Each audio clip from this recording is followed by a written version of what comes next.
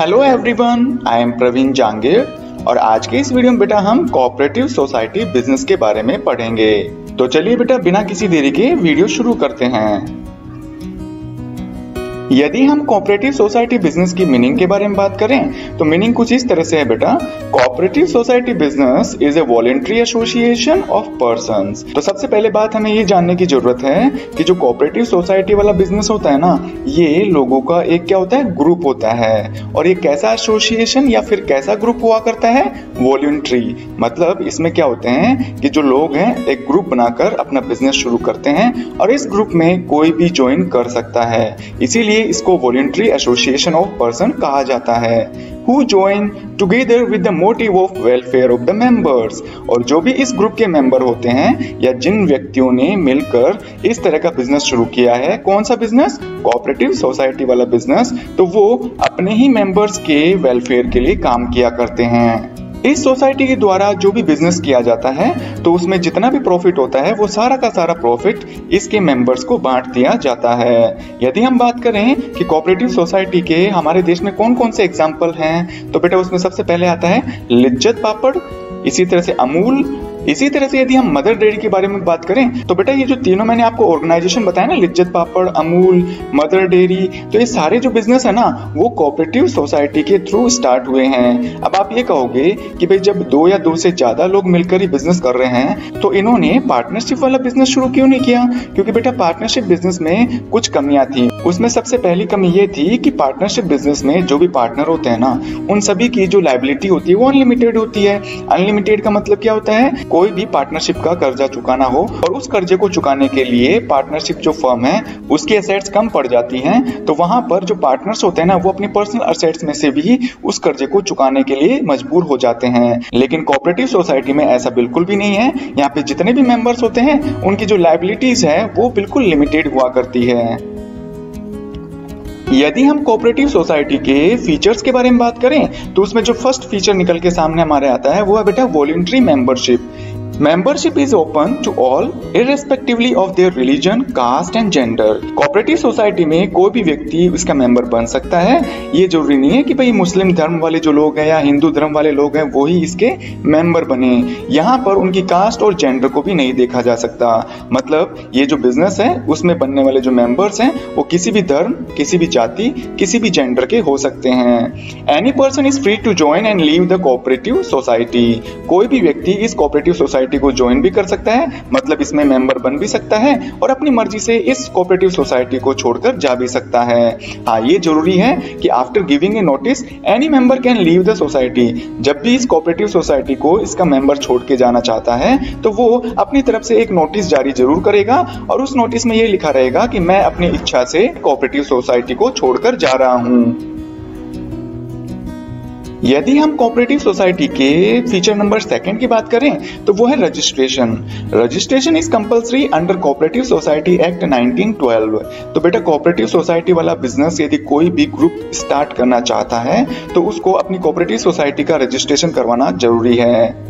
Partnership के लिए ये रजिस्ट्रेशन जरूरी नहीं था, लेकिन कोऑपरेटिव सोसाइटी के लिए ये रजिस्ट्रेशन बहुत ही कंपलसरी है और यह जो रजिस्ट्रेशन है वो कोऑपरेटिव सोसाइटी एक्ट 1912 के हिसाब से किया जाता है। गवर्नमेंट ने कोऑपरेटिव सोसाइटी के बिजनेस को इंडिया में स्मूथ तरीके से चलाने के लिए कोऑपरेटिव सोसाइटी से रिलेटेड कुछ रूल्स एंड रेगुलेशन बना रखे हैं। ये सभी रूल्स एंड रेगुलेशन आपको कोऑपरेटिव सोसाइटी एक्ट 1912 में मिल जाएंगे।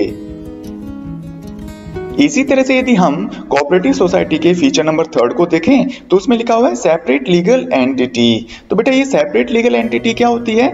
जब भी किसी भी ऑर्गेनाइजेशन का रजिस्ट्रेशन हो जाता है तो रजिस्ट्रेशन होने के बाद में वो ऑर्गेनाइजेशन अलग होता है और ऑर्गेनाइजेशन के मालिक या उसमें जो काम करने वाले लोग होते हैं या जो मेंबर्स हुआ करते हैं उनका जो अस्तित्व है, एग्जिस्टेंस है, वो अलग हुआ करता है। अब अलग होने से मतलब ये है कि कोई भी जो प्रॉपर्टी है वो जो ऑर्गेनाइजेशन है वो अपने नाम नाम से कर सकता है। इसी के साथ में वो जो ऑर्गेनाइजेशन है वो किसी दूसरे पर्सन या किसी दूसरी फर्म या किसी दूसरे ऑर्गेनाइजेशन के अगेंस्ट केस भी कर सकता है। इसी के साथ में बेटा यदि कोऑपरेटिव सोसाइटी का कोई भी मेंबर चला जाता है या कोई नया मेंबर आ जाता है तो इसका उस कोऑपरेटिव सोसाइटी पर कोई इफेक्ट नहीं पड़ता।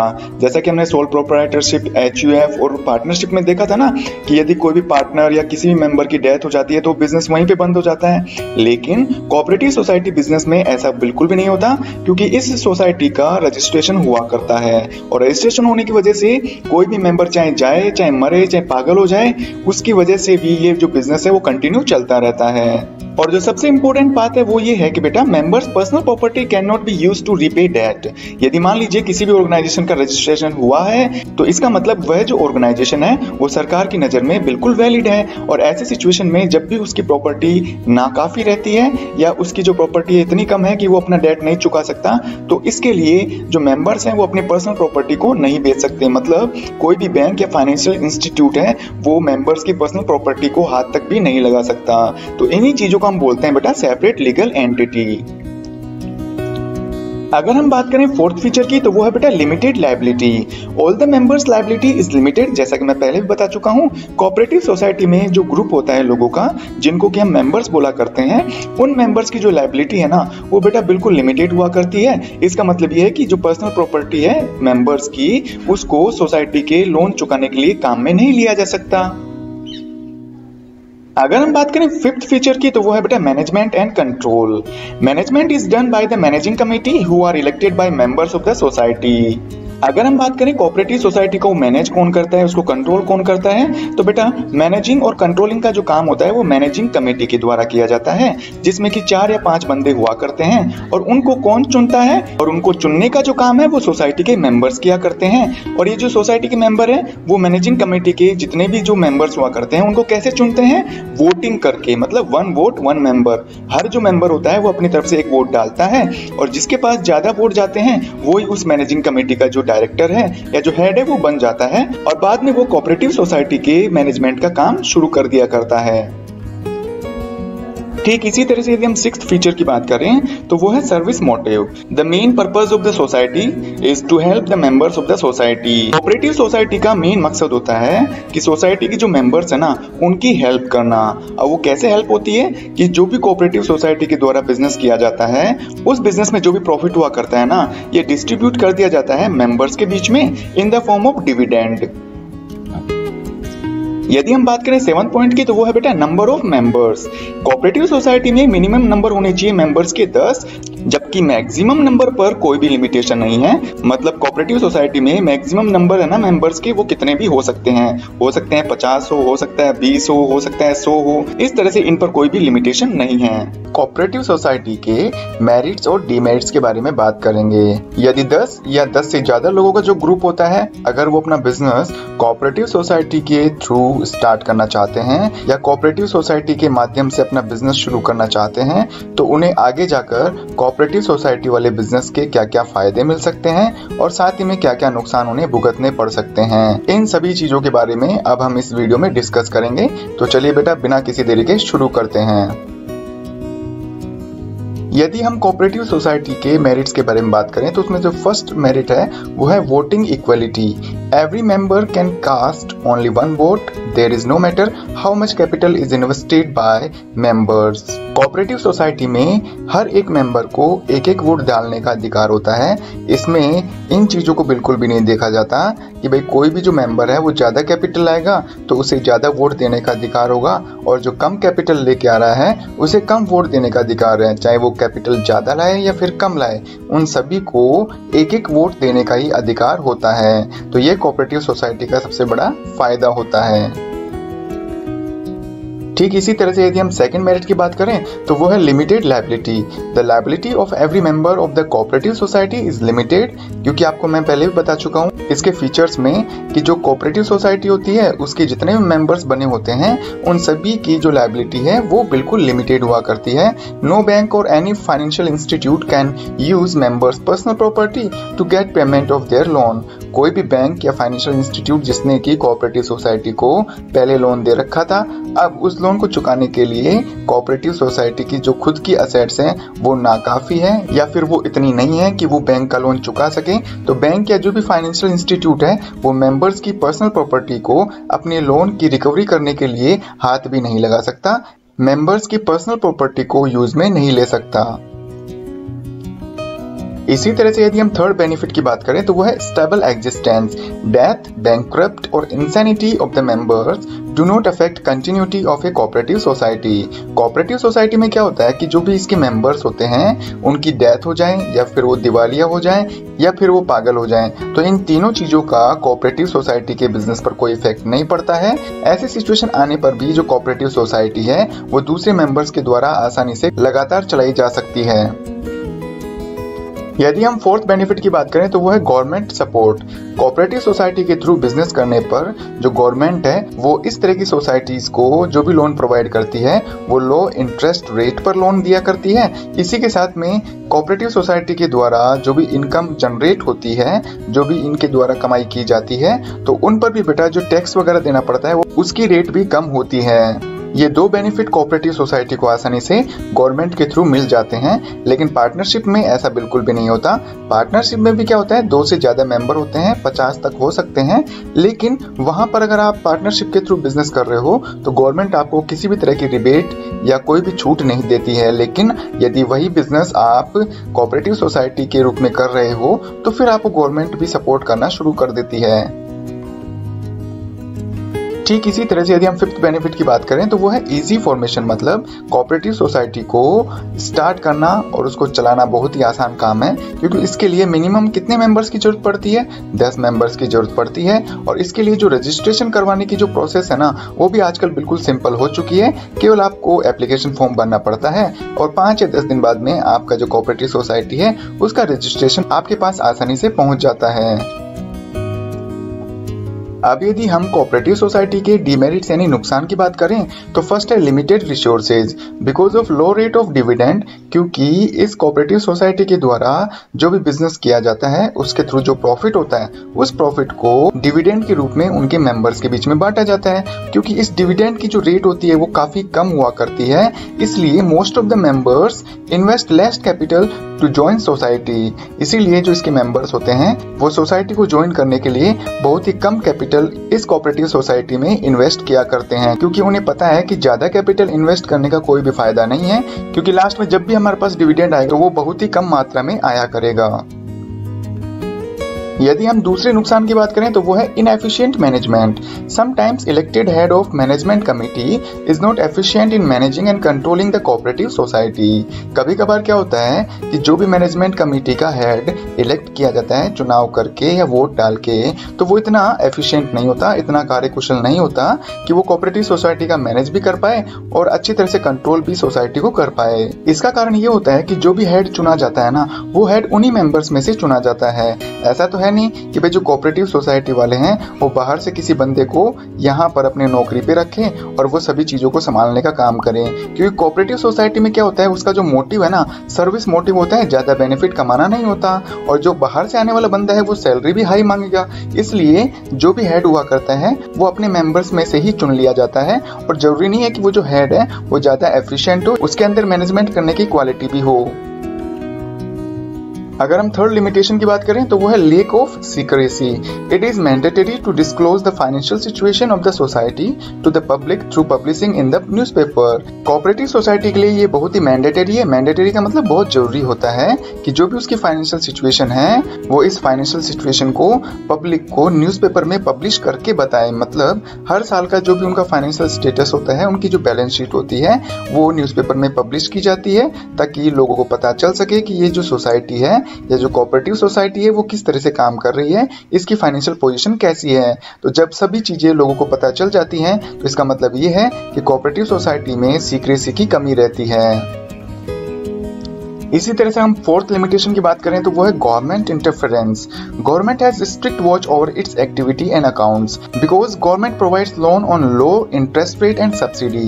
क्योंकि जो गवर्नमेंट है ना वो इस कोऑपरेटिव सोसाइटी को जो लोन वगैरह है वो कम ब्याज दर पर प्रोवाइड करवाती है, इसी के साथ में इसको बहुत सारी सब्सिडी या छूट भी दिया करती है। तो गवर्नमेंट का ये भी अधिकार है कि भाई हम जब आपको सस्ते में लोन दे रहे हैं तो आप उस लोन का यूज कैसे कर रहे हो। इसीलिए जो गवर्नमेंट है वो इस कोऑपरेटिव सोसाइटी की हर एक गतिविधि पर और इसकी जो फाइनेंशियल पोजीशन है उस पर वो हमेशा स्ट्रिक्ट निगरानी रखा करती है।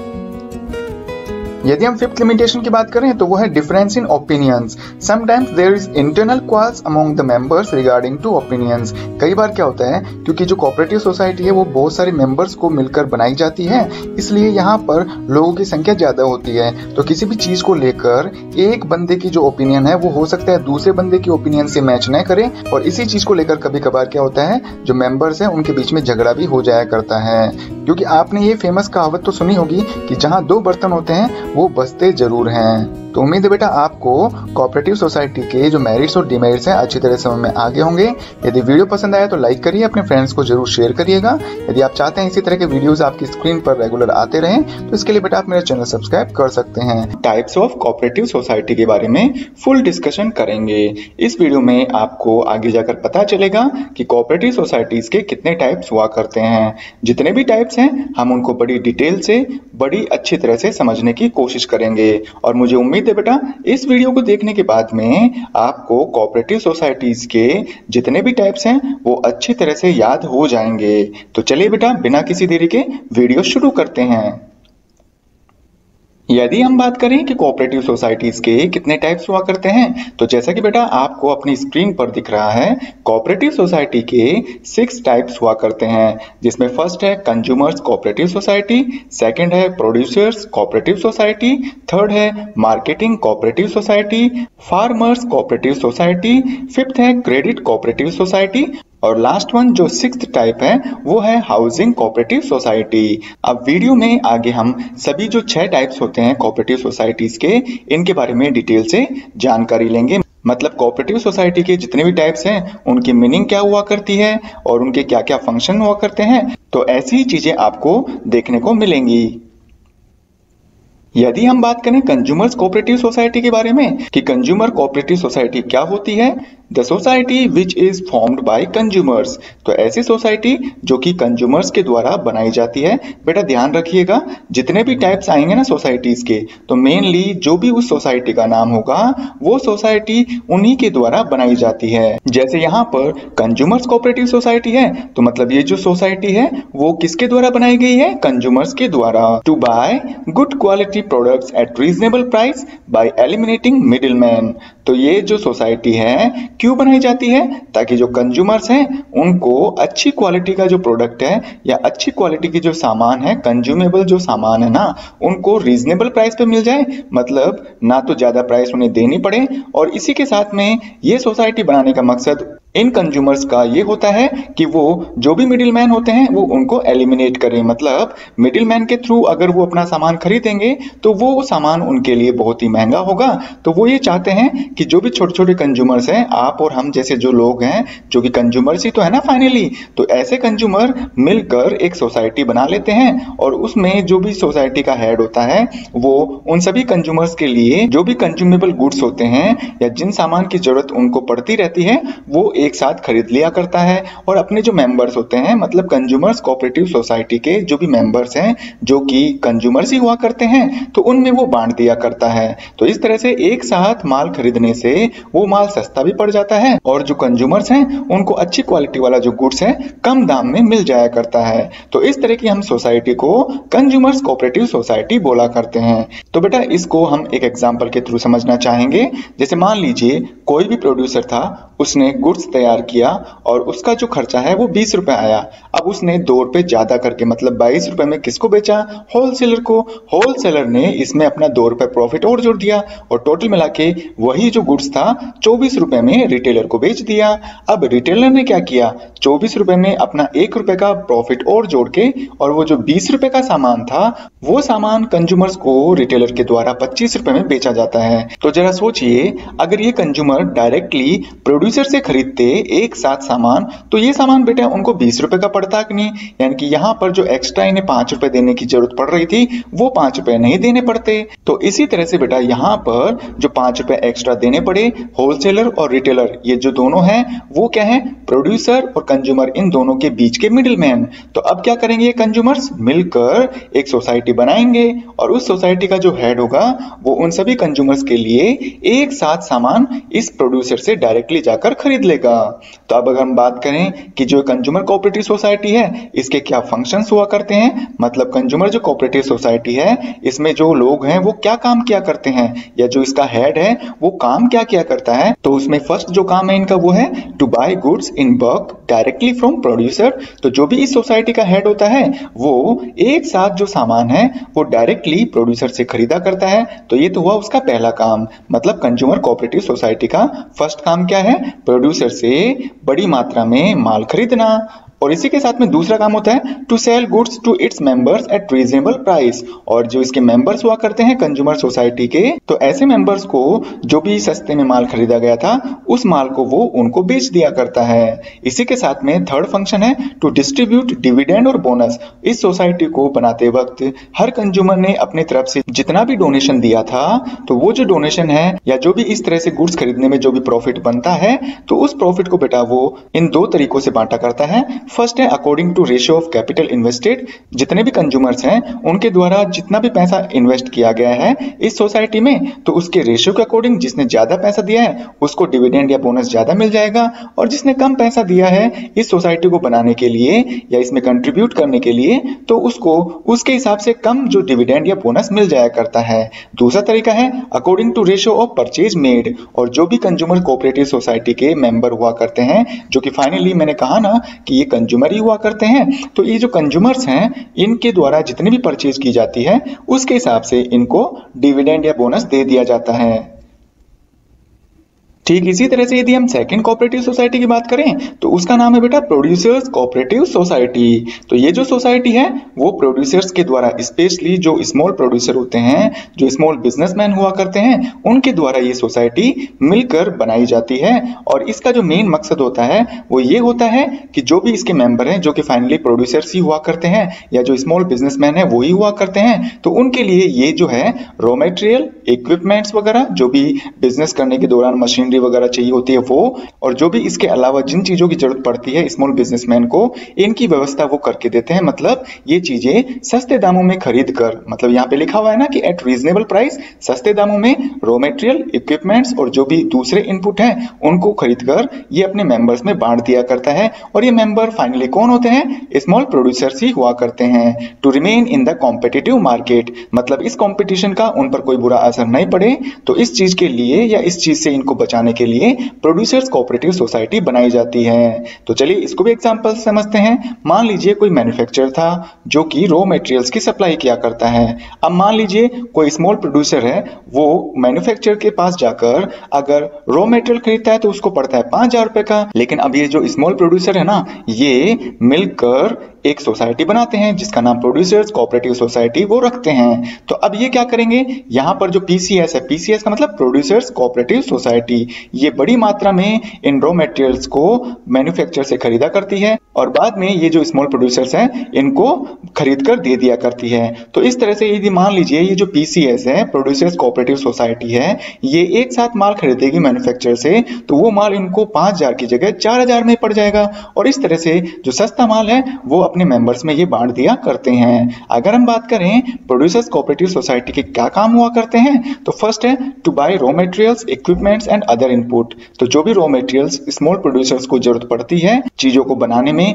उनको, और साथ में जो भी इक्विपमेंट्स, मशीनरी वगैरह, टूल्स वगैरह की जरूरत पड़ती है, तो ये सभी चीजें प्रोड्यूसर्स कोऑपरेटिव सोसाइटी इनके लिए खरीदा करती है। यदि हम दूसरे फंक्शन की बात करें तो वो है बेटा to distribute dividend and bonus. तो इसी तरह से जैसे हमने फर्स्ट टाइप में पढ़ा था कंज्यूमर कोऑपरेटिव सोसाइटी में कि जो भी डिविडेंड या बोनस मिलता है स्मॉल प्रोड्यूसर्स छोटी छोटी अमाउंट इकट्ठा करके जिस तरह से ये सोसाइटी बनाते हैं, अपना इन्वेस्टमेंट इस सोसाइटी में करते हैं, तो इस तरह से जो भी उनको प्रॉफिट होता है तो उसका जो डिविडेंड या जो बोनस है वो उनके इन्वेस्टमेंट किए गए कैपिटल के रेशियो में या फिर उनके द्वारा जितनी भी चीजें बेची जाती हैं इन स्मॉल प्रोड्यूसर्स को, तो उसके हिसाब से ये जो डिविडेंड या बोनस है वो इनमें बांट दिया जाता है।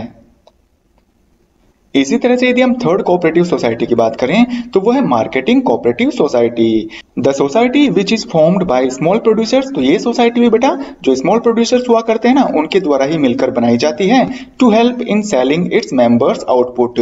क्योंकि जो हमने पिछली वाली सोसाइटी में देखा था ना वो तो क्या थी बेटा, प्रोड्यूसर्स कोऑपरेटिव सोसाइटी। उसमें क्या थे, जो भी प्रोड्यूसर कोऑपरेटिव सोसाइटी थी वो अपने मेंबर्स के लिए चीजें खरीदा करती है, मतलब रॉ मटेरियल वगैरह ये चीजें है ना इनको सस्ते दामों पर खरीद के दिया करती है। लेकिन यहाँ पर मार्केटिंग कोऑपरेटिव सोसाइटी में क्या होता है, ये सोसाइटी इन स्मॉल प्रोड्यूसर्स के जितने भी आउटपुट होते हैं, आउटपुट का मतलब यहाँ पे है कि उन्होंने रॉ मटेरियल का इस्तेमाल करके चीजें बनाना शुरू कर दिया, अब उन चीजों को मार्केट तक पहुंचाना भी है या मार्केट में बेचना भी है। तो इस तरह से उनको रीजनेबल प्राइस पर मार्केट में बेचने के लिए ये जो मार्केटिंग कोऑपरेटिव सोसाइटी है अपने स्मॉल प्रोड्यूसर्स के जितने भी आउटपुट होते हैं या जितने भी गुड्स होते हैं उनको बेचने में मदद करती है and providing facility of transport, warehouse and packaging. और इसी तरह से ट्रांसपोर्ट की फैसिलिटी प्रोवाइड करवाना, वेयर हाउस वगैरह और पैकेजिंग की व्यवस्था करना भी मार्केटिंग कोऑपरेटिव सोसाइटी का मेन काम होता है। तो जैसा कि बेटा आपको पता है जैसे माल बन के तैयार हो जाता है तो उनको सस्ती रेट पर ट्रांसपोर्ट की फैसिलिटी की भी जरूरत पड़ती है। इसी तरह से कोई यदि गुड्स लंबे समय तक नहीं बिक पा रहा है तो उसको लंबे समय तक अच्छा बनाए रखने के लिए वेयर हाउस की भी जरूरत पड़ती है ताकि वहां पर उसको कोल्ड स्टोरेज मिलता रहे। इसी तरह से पैकेजिंग के खर्चे भी बहुत ज्यादा महंगे पड़ते हैं, तो सस्ते दामों में पैकेजिंग की जो फैसिलिटी है वो मार्केटिंग कोऑपरेटिव सोसाइटी अपने मेंबर यानी स्मॉल प्रोड्यूसर्स को प्रोवाइड करवाया करती है ताकि वो कॉम्पिटिटिव मार्केट में लंबे समय तक चल सकें। अगर इसको अच्छी तरह से और समझना चाहते हैं तो यहाँ पर देखिए बेटा जो स्मॉल प्रोड्यूसर्स हैं उनकी मदद एमसीएस किया करती है। एमसीएस का मतलब है मार्केटिंग कोऑपरेटिव सोसाइटी। किस तरीके से, बेस्ट प्राइस ऑफ गुड्स, मतलब जो स्मॉल प्रोड्यूसर्स हैं उनके गुड्स को बेस्ट प्राइस पर बेचा करती है। इसी के साथ में वो कुछ फैसिलिटीज भी प्रोवाइड करवाती है सस्ते दामों में। अगर हम बात करें कि मार्केटिंग कोऑपरेटिव सोसाइटी के क्या फंक्शन हुआ करते हैं तो फर्स्ट है बेटा to help in selling goods at reasonable price. वो अपने मेंबर यानी स्मॉल जो प्रोड्यूसर्स हैं उनके गुड्स को रीजनेबल प्राइस में बेचने में मदद भी करती है। इसी के साथ में सेकंड इनका फंक्शन होता है to provide facilities of transport, warehouse and packaging. इसी के साथ में जो मार्केटिंग कोऑपरेटिव सोसाइटी है वो अपने जो मेंबर्स हैं उनको, मतलब स्मॉल जो प्रोड्यूसर्स हुआ करते हैं ना, उनको ट्रांसपोर्ट, वेयर हाउस और पैकेजिंग, ये 3 प्रकार की जो फैसिलिटीज हैं वो भी प्रोवाइड करवाई जाती हैं। इसी के साथ में इनका थर्ड फंक्शन होता है to distribute dividend and bonus according to the ratio of capital invested. इसी तरह से यदि हम कोऑपरेटिव सोसाइटी के फोर्थ टाइप की बात करें तो वो है बेटा फार्मर्स कोऑपरेटिव सोसाइटी।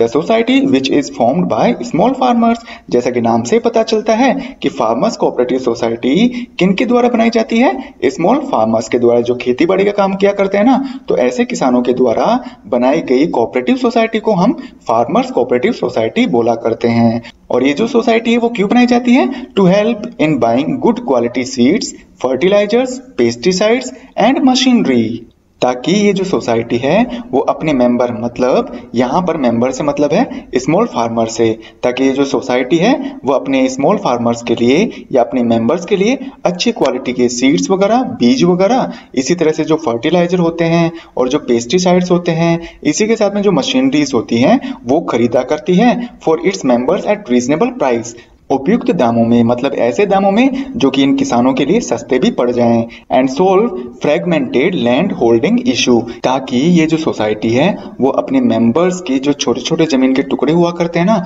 उनके जो इश्यूज होते हैं, उनमें जो परेशानी आती है उन्हें खेती करते समय, उनको भी वो सोल्व कर सके। तो इस तरह की सोसाइटी को हम फार्मर्स कोऑपरेटिव सोसाइटी बोला करते हैं। चलिए इसको एग्जाम्पल के थ्रू समझते हैं और इस एग्जाम्पल के थ्रू आपको फ्रेगमेंटेड लैंड होल्डिंग जो इश्यू है ना वो अच्छी तरह से समझ में आ जाएगा। तो देखिए, मान लीजिए यहाँ पर फार्मर्स हैं ए, बी, सी और डी, ये 4 नाम के कोई फार्मर थे, किसान थे। ये अपनी छोटी छोटी जमीनों पर खेती करते हैं। तो जब छोटी छोटी जमीनों पर वो खेती करेंगे तो उन्हें क्या होगा, स्मॉल प्रोडक्शन ही प्राप्त होगा, मतलब उनकी जो उपज होगी, उनकी जो यील्डिंग पावर है, उत्पादन क्षमता होगी, वो कम ही होगी। क्योंकि यहाँ पर बेटा एक इश्यू इनके सामने आता है कि जो भी 4 दीवारी होती है उसके आसपास की थोड़ी बहुत जो जमीन हुआ करती है ना, उस पर तो वो खेती कर नहीं सकते, क्योंकि वहां पर जो ट्रैक्टर वगैरह है वो भी अच्छी तरह से पहुंच नहीं पाता है। तो मतलब कहने का ये है कि यहाँ पर जमीन का जो कुछ हिस्सा है वो वेस्टेज ही चला जाता है, वहां पर वो फसल तो उगा नहीं सकते। अगर हम यहाँ पर दूसरी सिचुएशन की बात करें तो मान लीजिए यहाँ पर फार्मर्स वही फार्मर्स हैं, ए, बी और सी, डी नाम के जो किसान थे वही किसान यहाँ पर भी हैं, लेकिन अब यहाँ पर जो FCS है, फार्मर्स कोऑपरेटिव सोसाइटी है, इन्होंने इनकी मदद कैसे की? इन्होंने क्या किया कि ये जो चारों जमीन थी ना, इनको एक साथ जोड़ दिया। तो यहाँ पर बेटा अब क्या हुआ, जमीन बड़ी हो गई, और जो यहाँ पर चार दीवारी थी जिन पर कि ये फसल नहीं उगा सकते थे, अब यहाँ पर कोई चार दीवारी नहीं है अंदर, क्योंकि यहाँ पर अब क्या होगा, एक ही आपको दीवार देखने को मिलेगी, और वो भी एक बड़े जमीन के टुकड़े के चारों तरफ। तो अब बीच में जो भी खेती होगी, जो भी फसल की पैदावार होगी वो ज्यादा होगी, और इस तरह से किसानों को लार्ज प्रोडक्शन प्राप्त होगा। तो जमीन के छोटे छोटे टुकड़ों को एक साथ जोड़कर खेती करने में फार्मर्स कोऑपरेटिव सोसाइटी किसानों की मदद किया करती है, ताकि उनको ज्यादा पैदावार मिले। अगर हम बात करें यहाँ पर फार्मर्स कोऑपरेटिव सोसाइटी के फंक्शंस के बारे में, तो फर्स्ट है to help in buying seeds, fertilisers and machinery. Farmers cooperative society अपने जो मेंबर्स हैं, जो स्मॉल फार्मर्स हुआ करते हैं, उनके लिए सस्ते दामों में सीड्स वगैरह, फर्टिलाइजर और जो भी मशीनरी जैसे ट्रैक्टर वगैरह की जरूरत पड़ती है तो वो उनको प्रोवाइड करवाया करते हैं। इसी के साथ में इनका दूसरा काम होता है to help in solving fragmented land holding issue. तो जैसा कि हमने ऊपर डिस्कस किया था, तो इस तरह का जो फ्रेगमेंटेड लैंड होल्डिंग इशू है वो भी उनका समाधान FCS किया करती है। अगर हम थर्ड फंक्शन की बात करें तो बेटा ये जो फंक्शन है ना, आपको लगभग सभी सोसाइटी में देखने को मिल जाएगा। तो जो भी इस सोसाइटी में जितना भी पैसा आता है और उससे जो भी डिविडेंड या बोनस मिलता है, उनको मेंबर्स के इन्वेस्टेड कैपिटल के रेशो में वो बांट दिया करती है। अगर हम बात करें फिफ्थ टाइप की, तो वो है बेटा क्रेडिट कोऑपरेटिव सोसाइटी। जैसा कि नाम से ही पता है, ये जो सोसाइटी है वो अपने मेंबर को क्रेडिट मतलब लोन दिया करती है।